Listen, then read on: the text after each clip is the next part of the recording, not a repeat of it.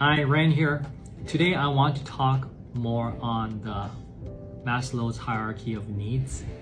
I think, but what I'm trying to do differently is I want to tie in from a book that I've read, The Power versus Force. In that book, it talks about as a human being, our human experience, our life view on to the world. There's what he calls by the author David Hawkins a map of consciousness that talks about different levels of as a human being, our level of consciousness from the very lower level, such as what he called life depriving, such as if your overall life view is filled with shame, hate, versus a much higher level which he categorizes as love and peace. I want to tie that concept of the map of consciousness with the Maslow's hierarchy of needs. But so I will record like several videos in part 1 to part 3 or 4 that share my viewpoints. Again, I understand that everything is subjective. Nothing that I'm saying is 100% correctness. Again, everything that we listen to on social media or any source, we should always just listen to the information, but always apply our own introspection and to contemplate, to think what applies to us.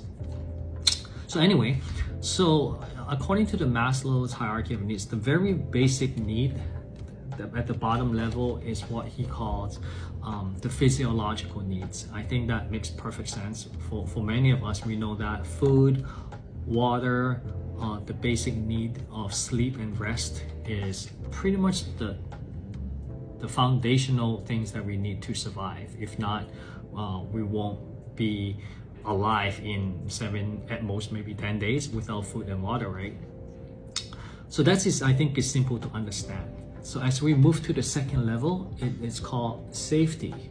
Safety can be categorized as emotional safety and physical safety and security, such as if you have a job, then you have a job security so that you feel safe, that you can pay your bills. You might, in a society level, it could be the social welfare program that you feel like that you're being taken care of if you are not feeling, when you're feeling sick. Certain type of emotional security, such as when you feel threatened, we're able to call the police to come to our home to check. So all this general safety of needs that we would like to have. And as you move up the pyramid, it's more of spiritual and psychological needs. The third level is what we call the love and belonging, such as the love from your family, friendship, and a sense of connection with other people. And when you move higher up is what we call the esteem.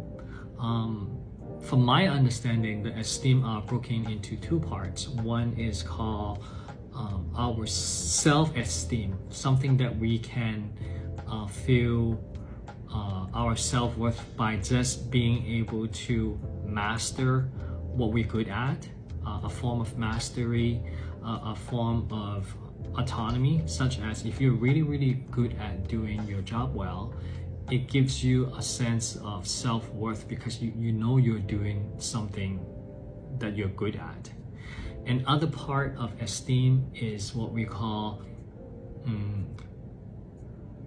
recognition and status that you've gained from what other people offer to you. So we all know we feel good when somebody else give us a praise, somebody agree with what we are saying,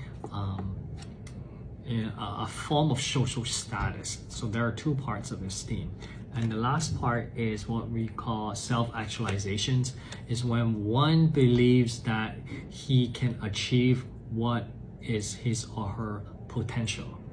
So in general, this is how it works from the very basic needs of starting from the lower physiological needs all the way up to self-actualization of what one believes that how he can achieve his full potential.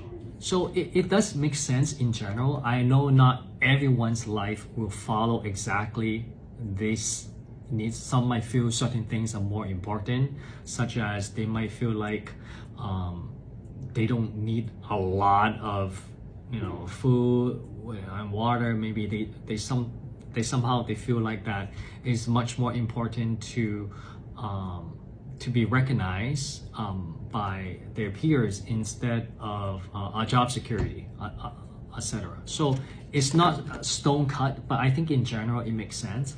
But what I wanted to share is seeing our through my personal journey of self-development and seeing the world, I feel like that by knowing the Maslow's hierarchy of needs, if we can combine the understanding of this with what the book from David Hawkins in The Power versus Force, what he talks about the different level of consciousness, I think it is worthy for us to go deeper into understand how all things tie together, how all things relate to each other. And through the process, I think it helps us to understand the things that are going on with our world, with many society challenges that we see, and we can come up with an explanation. At least for me, I can come up with some type of explanation of why certain things happen the way it is. And I look forward to continue sharing with you all on that. If you are interested in, please stay tuned with my subsequent videos. Thank you very much.